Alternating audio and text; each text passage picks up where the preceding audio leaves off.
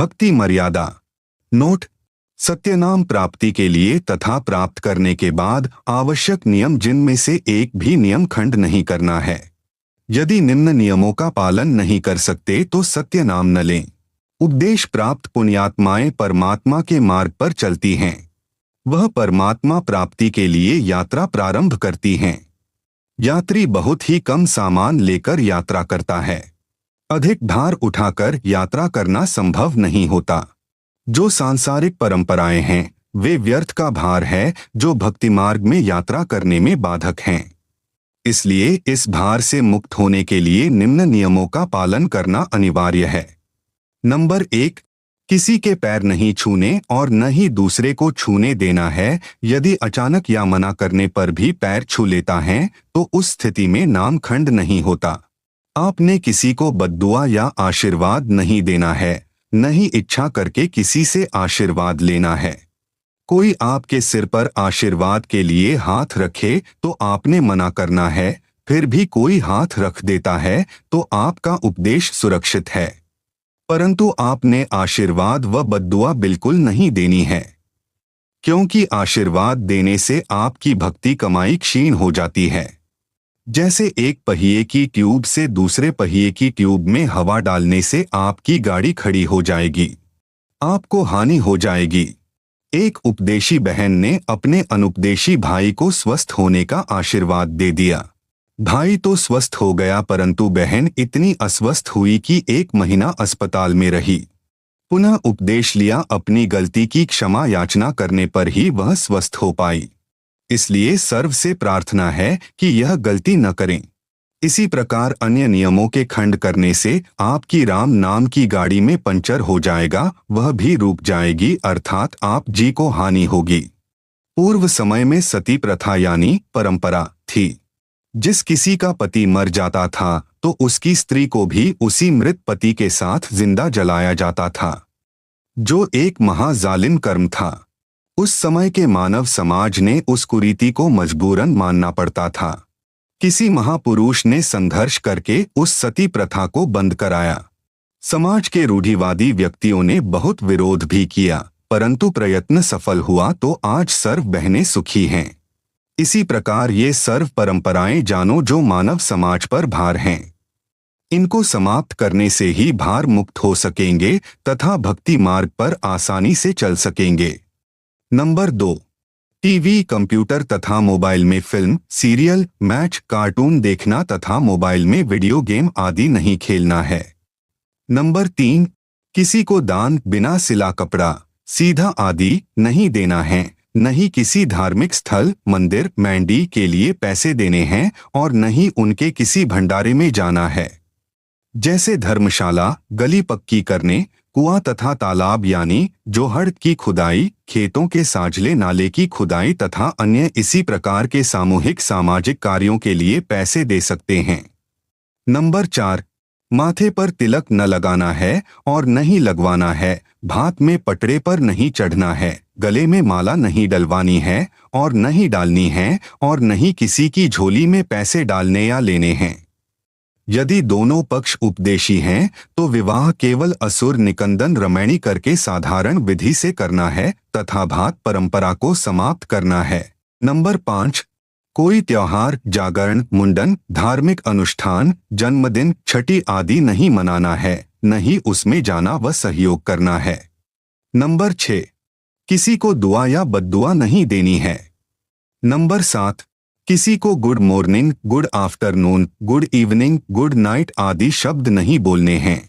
यदि कोई बोलता है तो उसे समय अनुसार केवल morning morning, evening evening, afternoon व नाइट नाइट 2-2 बार बोल दे।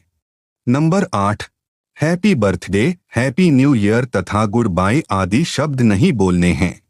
यदि कोई आपसे बोलता है तो उसे धन्यवाद या थैंक यू बोल दें। नंबर 9, सिखों को छोड़कर संत बाबा रूप में दाढ़ी न हो। नंबर 10, बहनों ने नेल पॉलिश और लिपस्टिक नहीं लगानी है। नंबर 11, परफ्यूम तथा सेंट आदि नहीं लगाना है। नंबर 12, विवाहित बहनें केवल सिंदूर या बिंदी में से एक चीज लगा सकती हैं। नंबर 13, किसी अनौपदेशी का झूठा नहीं खाना है, यदि अनजान में खाया है तो क्षमा होता है, भविष्य में ध्यान रखें। नंबर 14, हाथों पर मेहंदी नहीं लगानी है। किसी बीमारी के कारण लगा सकते हैं। हाथों में मेहंदी लगाने से नामखंड होता है। सिर यानी बालों में रंग, काली मेहंदी या डाई नहीं लगानी है। नंबर 15, शादी में जाते हैं तो पैसे यानी शगुन, वारफेरी, मुंह दिखाई पर पैसे नहीं देने हैं। विदाई के समय घर में नारियल नहीं फोड़ना है। कन्या विदाई के समय गाड़ी पर पानी डालना या शगुन के लिए धक्का लगाना अर्थात शगुन करना मना है। नंबर 16, किसी को किसी भी अवसर पर गिफ्ट देना मना है। अगर कोई गिफ्ट दे तो कोशिश करनी है ना लो।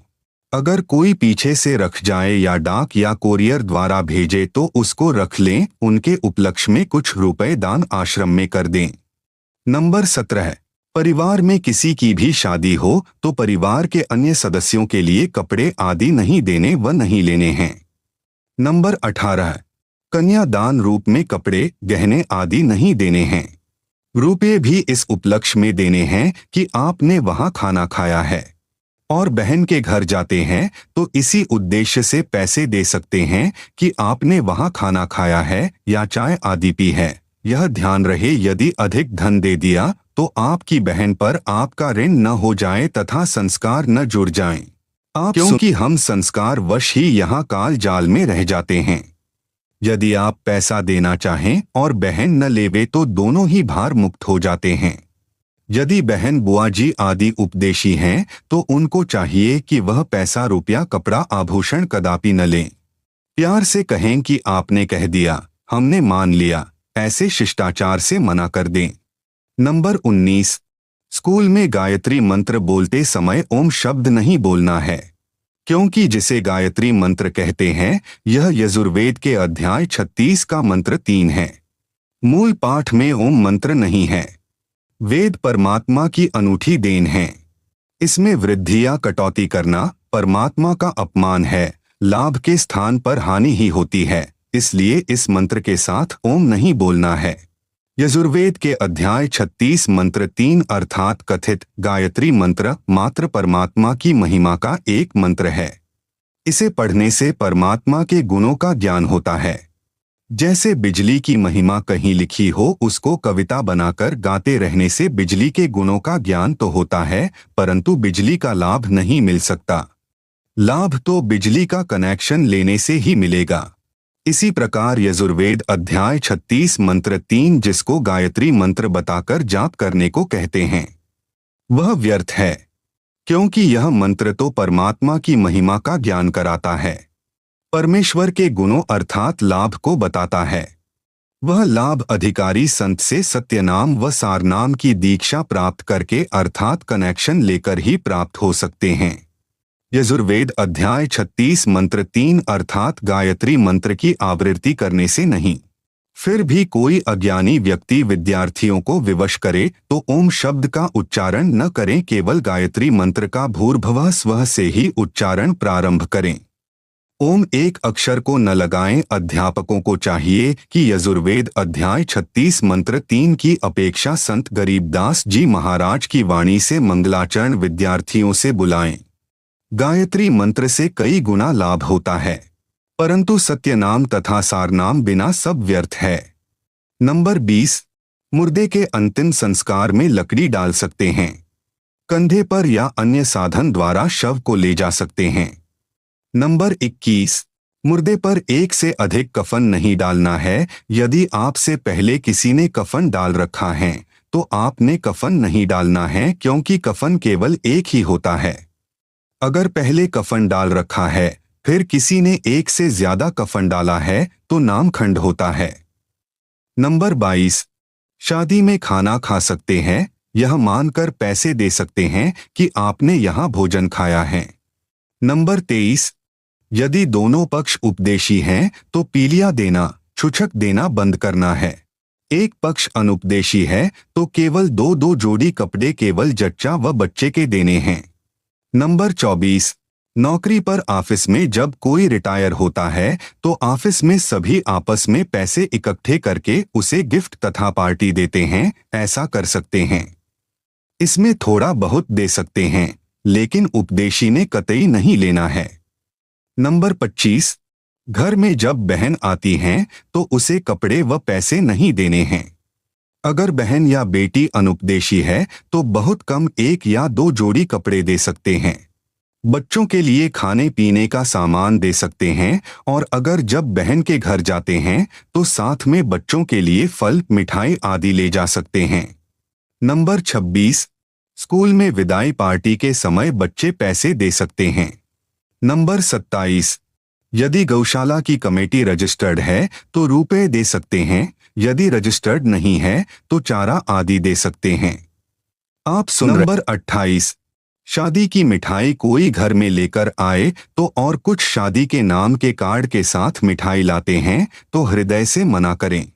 फिर भी कोई रख जाए तो खा सकते हैं, उसके बदले में कुछ रुपए आश्रम में दान कर दें। आप पर भार नहीं रहेगा। उपदेशी भक्त ने समाज में किसी के विवाह में भी भोजन खा रखा है, उसके लिए विवाह के दिन से कुछ दिन बाद मिठाई व भोजन करवा सकते हैं। यह छूट केवल एक बार है। आगे से विवाह में मिठाई बनाने की परंपरा बंद है, सामान्य भोजन बनाएं। नंबर 29, भगत भाई आपस में उधार सामान एक दूसरे से ले सकते हैं, और अगर आपस में एक दूसरे के घर आते जाते हैं तो बच्चों के लिए खाने पीने का सामान ले जा सकते हैं। नंबर 30, भाई या बहन की आर्थिक स्थिति कमजोर हो तो आर्थिक या अन्य मदद उधार रूप में कर सकते हैं। बहन को चाहिए कि उस पैसे को लौटाए जिससे उस पर भार नहीं बनेगा। यदि बहन या भाई धन लौटाने में असमर्थ है तो भाई कभी बहन पर तथा बहन भाई पर पैसे लौटाने का दबाव न बनाए। नंबर 31, लड़की की शादी में माता पिता अपनी लड़की को 4 जोड़ी कपड़े दे सकते हैं, पैसे नहीं। अगर लड़के की शादी में लड़की वाले बगैर नाम वाले हैं और वो अगर जबरदस्ती अपनी लड़की को कुछ देना चाहे तो इसी प्रकार लड़की की शादी में लड़के वाले अनौपदेशी कुछ मांग करें तो स्पष्ट मना कर दें, बिल्कुल नहीं लेना देना है। नंबर 32, जिन लड़कियों का विवाह होता है वे जिन कपड़ों को पहनकर विवाह मंडप अर्थात रमैनी में बैठें उन्हीं कपड़ों में अपनी ससुराल जाएं। अन्य पोशाक न बदलें, किन्हीं परिस्थितियों में बदलनी पड़े, जैसे मिट्टी लग जाए, गीली हो जाए या अन्य कारण से खराब हो जाए तो बदल सकते हैं, अन्यथा नहीं। सुनने में आया है कि कुछ बहनें रमैनी में विवाह के समय सामान्य पोशाक पहनती हैं, बाद में तड़क भड़क वाली पोशाक पहनकर ससुराल जाती हैं। वह मर्यादा के विरुद्ध है।